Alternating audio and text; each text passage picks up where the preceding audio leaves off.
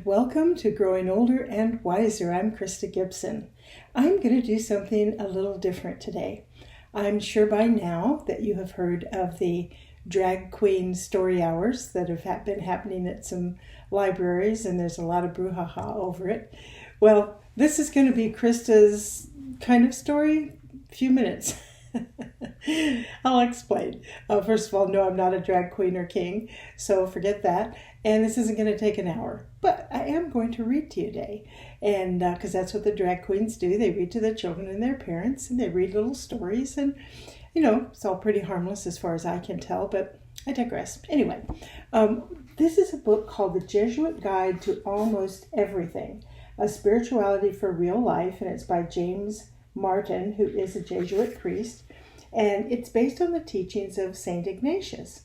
Now, people might wonder, why do I have this book, and why would I be reading to you out of it? Well, a few years back, when I was doing peer-to-peer counseling with older adults, one of my clients had this book, and she was telling me how fabulous it was, and of course I immediately was like, yeah, rah, rah, not reading it, Catholicism, boo hiss, no way.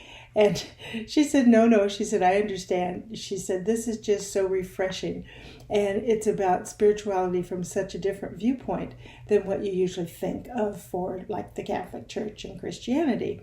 So I got a copy and I read and underlined it because it really has a lot of good stuff in it. And there are times where I have to just kind of put my opinions and judgment on the back burner and allow myself to receive the message. So that's what I'm going to ask you to do as I read to you. And in there, he does sometimes use the three-letter word God. And I know some people would rather put in universe. I'm just going to read it the way he wrote it. And occasionally he does refer to St. Ignatius, and that's obvious because he's the founder of the Jesuit order. So this is all about, the first paragraph is called Be Who You Is. So I think as we read it, you'll understand why I felt this was something of great value to you. So sit back, relax, and just listen as I read to you. Each of us is called to a unique vocation in life, based on the desires that God plants within us, as well as our talents, skills, and personalities. This is one reason why Ignatius speaks of a God who wants to enter into a deep relationship with us, and of the Creator's dealing, quote, immediately with the creature. God knows that our deepest desires are those that will bring joy to us and to the world. But this is about more than just work, a job, or even a career. Vocation may have little to do with one's actual work. For the deepest vocation is to become who you are, to become your true self, the person whom God created and calls you to be. Part of this path is accepting that God loves us already, that God loves us as we are. Man or woman, young or old, wealthy or poor, we are all loved by God. No matter how you see yourself, God sees you as his beloved. Hard to believe? Then let me tell you a story about acceptance. This is called Wonderfully Made. And this is the reason that I wanted to read this to you. Rick Curry is a gregarious and quick-witted Jesuit who founded the National Theater Workshop of the Handicapped. He also received his doctorate in theater studies, and is the one who introduced me to the history of Jesuit theater. Rick, who was born without a right arm, entered the Jesuits after high school. For a time he was an actor. The genesis of the National Theater Workshop came when Rick went to audition for a commercial. When he met the casting agent in her office, she noticed his one arm and said, "Is this a joke? Who sent you?" And he said, "Well, what do you mean? I'm here for the audition." And she said, "Oh, please, tell me who put you up to this. This is hysterical." She didn't see him as an actor or barely a human being, but quite literally a joke. This convinced him of the need for a school for handicapped actors. For many years, his theater provided disabled actors for various auditions. Once, a casting director called and said, "We want a double amputee for a role in a television show." Rick asked, "Do you want someone without his arms or his legs?" The casting director said, "I'm not sure. Does it matter?" And Rick said, Well, it does to him. But I want to tell you another story about Rick. When he was a little boy in the 1950s, the preserved right forearm of St. Francis Xavier came to Philadelphia. Strange as this may seem to non-Catholics, this relic is particularly well known. It's the arm that the Jesuit used to baptize thousands of people during his missionary days in Africa, India, and Japan. Rick's first grade teacher, a Catholic sister, thought it would be a good idea for Rick to see the arm, though she didn't expect there to be any sort of miraculous outcome. Neither did his mother, though she wrote a letter to permit Rick to be excused from class to see the relic. But his Catholic school classmates were praying hard for a miracle. Maybe Rick would be healed and become like all the other children in his class. So when Rick's mother picked him up to drive him to the cathedral downtown, his class was thrilled.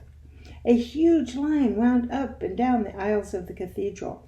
Because of the crowd, officials announced that visitors would be able only to touch the reliquary, the glass box that held Francis's arm. You wouldn't be able to kiss the reliquary as some pious Catholics had hoped. But when several priests saw the boy without a right arm, they said to his mother, "Oh no, he can kiss it." Rick, however, desired no such, quote, healing. So he kissed the glass case, but pressed the stump of his right arm against himself, hoping that it would not grow. On the way back home on the trolley car, he kept checking his arm. There wasn't any change, no miracle. When he returned to class, his classmates told him how disappointed they were. Perhaps they said he wasn't worthy of a miracle, but someone else had a different reaction. When he returned home that night, his sister Denise, who would later become a nun, was hiding behind the drapes of the living room windows. She peeked out. When she saw Rick, she was delighted. "Oh, great," she said. "I'm so happy that nothing happened, because I like you the way you are." This is the way that God loves us, as we are.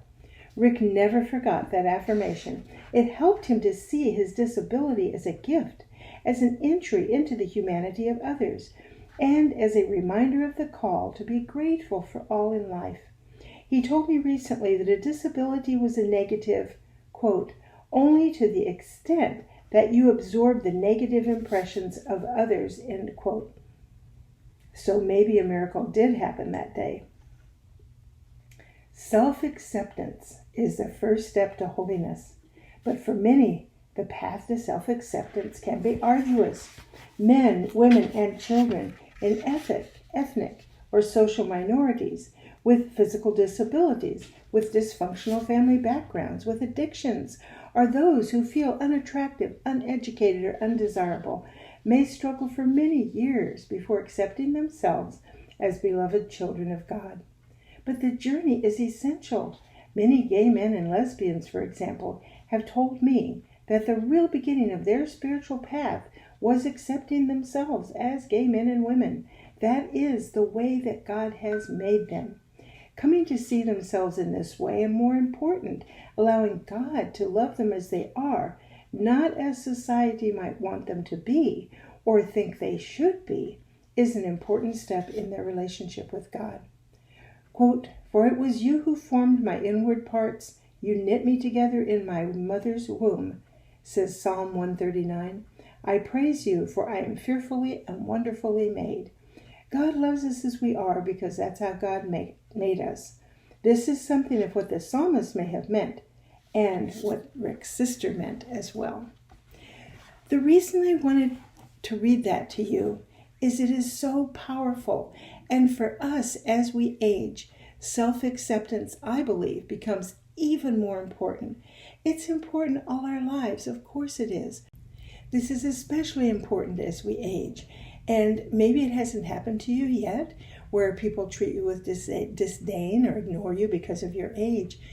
But as we age, being able to accept ourselves as we are, no matter what that might be, becomes even more critical than when we were younger.